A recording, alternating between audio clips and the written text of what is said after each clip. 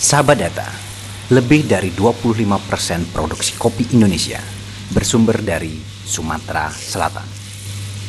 Tetapi, kenapa kopi Sumatera Selatan tidak begitu dikenal dan populer?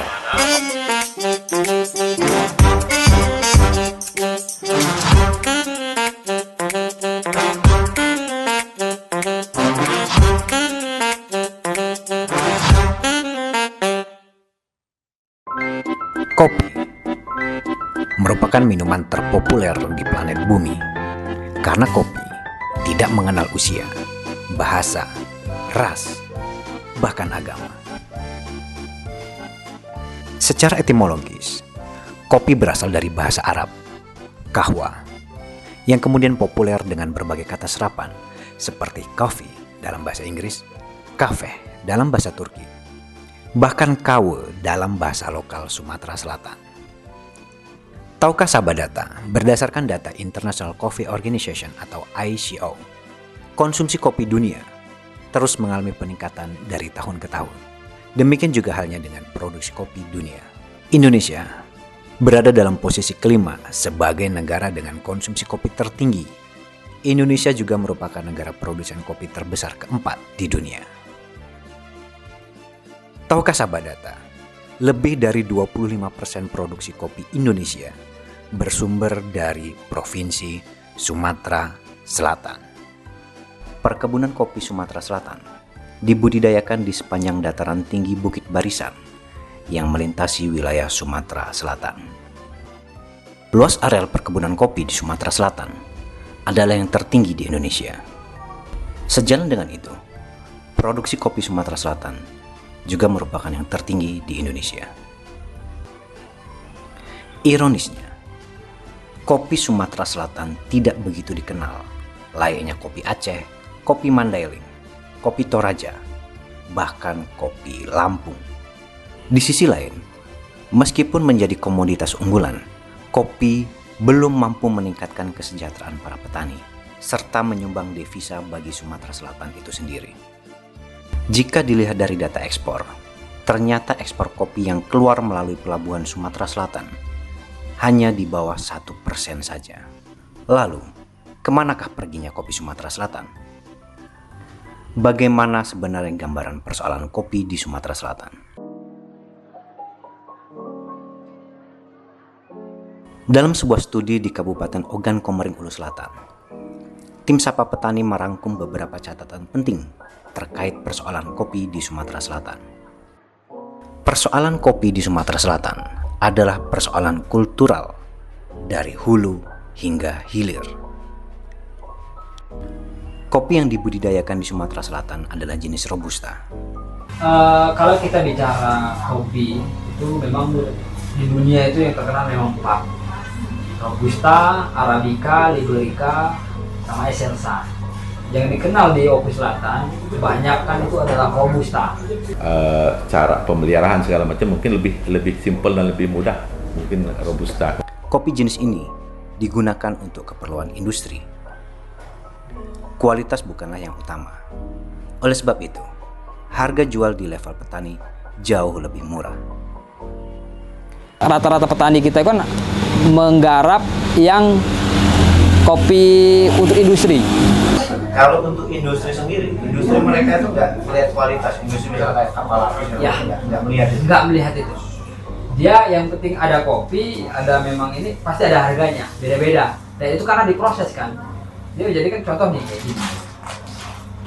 Ya, ini yang memang sudah dipisah, memang rata biji kopi. Ada juga yang hitam, ada juga yang memang pecah nih. Jadi di situ sudah sortasi di situ. Ya di situ ada pemilahan, dia mengeringkan dengan kadar air tertentu, setelah itu dipisah antara biji kopi pecah sama hitam itu sudah terpisah. Dan itulah yang menentukan harga. Dan inilah yang bisa menentukan harga juga, dan ini bisa menjadi produk juga. Yang ini diekspor, ini jadi produk olahan apa gitu. Di Sumatera Selatan, tata niaga kopi belum didukung oleh rantai distribusi yang jelas, serta terbatasnya akses dan infrastruktur pelabuhan dan sentra industri kopi olahan.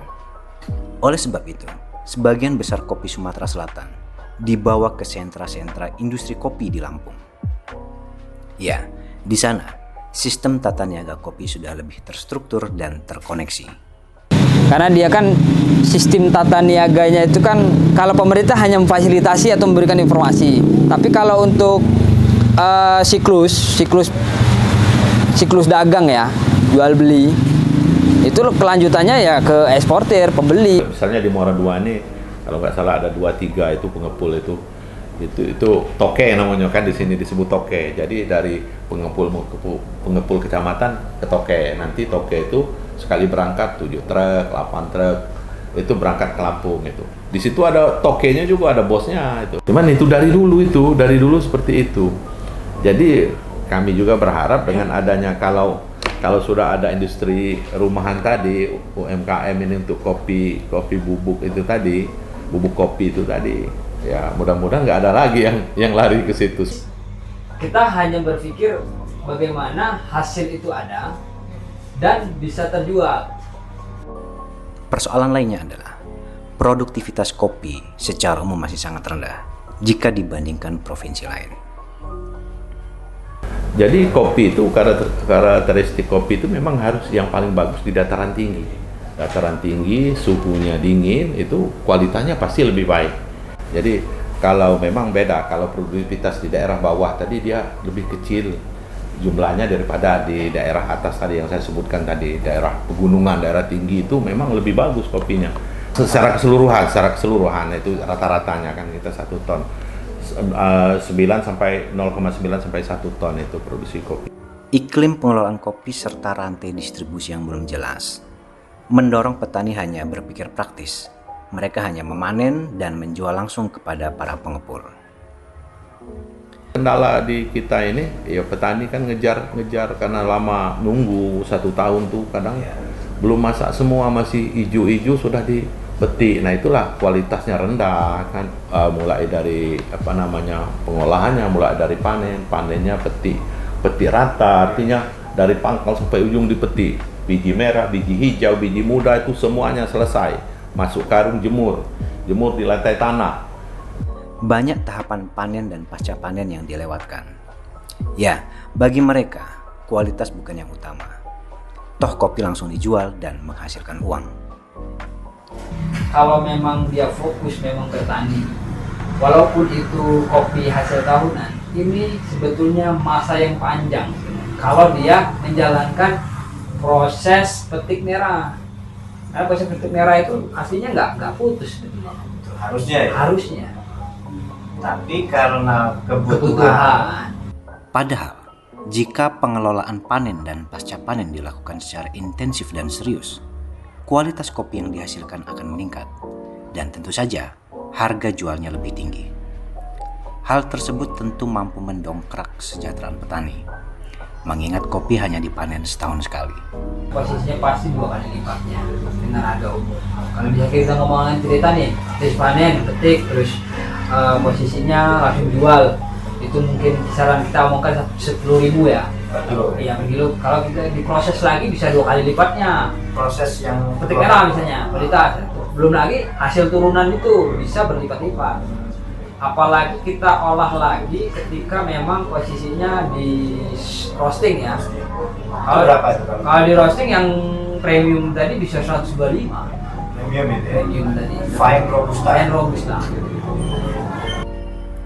Di Sipatuhu, sebuah desa di Kecamatan Banding Agung, Kabupaten Oku Selatan, kultur dan pengelolaan kopi sudah jauh lebih baik. Kualitas dan harga kopi menjadi rujukan bagi daerah-daerah di sekitarnya. Kopi yang ada di Sipatuhu itu pasti harganya agak selisih lebih. Karena di Sipatuhu rata-rata di sini kan hampir mayoritas itu sudah ada binaan dari PT-PT yang sudah pembeli gitu, PT-PT pembeli yang dari entah itu dari Lampung kah itu. Jadi mereka itu memberikan informasi ke binaan petani bahwasanya kopi yang bagus itu seperti ini, nanti ada harganya. Sahabat Data, pengelolaan dan penanganan kopi di Sumatera Selatan menjadi tantangan bersama. Namun demikian, potensi kopi Sumatera Selatan ke depan harus terus dimaksimalkan khususnya oleh generasi muda yang melek iptek dan kreatif. Demikianlah liputan Sapa Petani kali ini, mencatat lebih dekat, lebih akurat. Aku bangga